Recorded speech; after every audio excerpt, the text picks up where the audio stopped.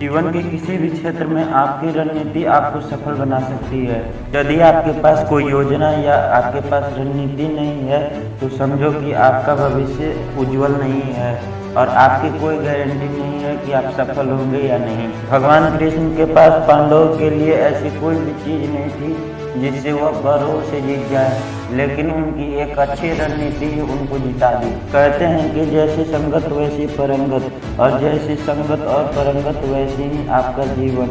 आप लाख भी अच्छे हैं, लेकिन अगर आपको बुरी की संगत लग जाए तो आप बर्बाद हो जाएंगे। लेकिन आप लाख बुरे हो और आपको अच्छे की संगत लग जाए तो आपका जीवन सुधर जाएगा। कौरवों के साथ शकुनी मामा थे और पांडवों के पास श्री कृष्ण, इसीलिए कौरव हार गए और पांडव जीत गए, क्योंकि शकुनी मामा केवल धोखेबाजी कर रहे थे और पांडव ऐसे कुछ भी नहीं कर रहे थे। दोस्तों, कहते हैं ना कि अधूरा ज्ञान सबसे खतरनाक होता है। इसीलिए आपको एक उदाहरण मैं देता हूँ। अभिमन्यु अपना चक्रव्यूह में जाने का रास्ता तो जानता था, लेकिन उससे बाहर आने का रास्ता नहीं जानता था। इसी वजह से वो मारा गया। और ऐसी गलती आप मत कीजिएगा। किसी की भी शिक्षा लें तो पूरी, अन्यथा ना लें। आप अपने ज्ञान में प्रारंगत कर लें और आप किसी एक विषय को चुनें और उस पे अपना लक्ष्य बनाएं। महाभारत में कई ऐसे मित्र थे जो अपनी ही सेना के साथ विश्वासघात किया। कुछ ऐसे भी लोग थे जो ऐन वक्त अपना पाला बदल के कौरव और पांडव के वश में चले गए। शैल्य और युद्ध इसके उदाहरण है। इसीलिए कहते हैं कि दोस्त के भेष में कभी कभी हमारे शरीर में दुश्मन भी आ जाता है। ऐसे लोग होते हैं जो दोनों तरफ से होते हैं। इसका उदाहरण है भीष्म और द्रोण।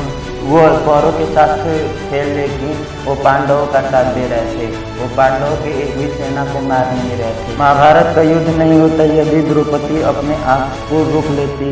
जैसे कि दुर्योधन को उसने बोल दिया कि अंधे बाप का अंधा बेटा होता है। इसी वजह से दुर्योधन गुस्सा हो गया। शिशुपाल और शकुनी हमेशा बातें चुभने वाली करते थे, इसीलिए उसने कौरवों को पांडवों की तरफ से भड़का दिया। शकुनी ने पांडवों को फंसाने के लिए अपने जुए का योजना किया और वह जानता था कि जुए में वही जीत जाएगा। इसीलिए वो दुर्योधन को ना खेलते हुए अपने खेला और दुर्योधन को अपने बगल में बैठा दिया। यह बात तो आप सभी जानते हैं कि फिर क्या हुआ। इसीलिए कभी जुआ ताश नहीं खेलना चाहिए। यह बहुत घातक चीज़ है, आपके घर और संसार को उजाड़ सकती है। अपनी अच्छी स्थिति, बैंक बैलेंस, अपना संपदा और आप अपनी सुंदरता पे कभी अहंकार मत कीजिए, क्योंकि अहंकार ही लोगों को ले डूबता है।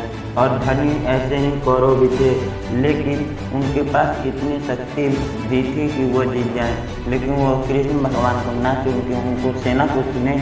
इसके वजह से वह मारे गए, क्योंकि कृष्ण भगवान ही ऐसे थे जो अच्छे या बुरे वो कहीं भी जाते वो जिता सकते थे। यह जगत या व्यक्ति जैसा है वैसा दिखाई नहीं देता, वह अंदर से क्या है आप कुछ नहीं जानते। और महाभारत इसी के कारण हुआ, क्योंकि शकुनी मामा दोनों भाइयों के साथ एक ही व्यवहार कर रहे थे, लेकिन वह साथ दे रहे थे कौरवों का। छिपे हुए बातों को जानना व्यक्ति का स्वभाव रूप होता है। इसीलिए हम लोग जानना चाहते हैं कि हमारा दोस्त या हमारे घर वाले हमारे बारे में क्या सोचते हैं। इसी प्रकार के कृष्ण भगवान थे।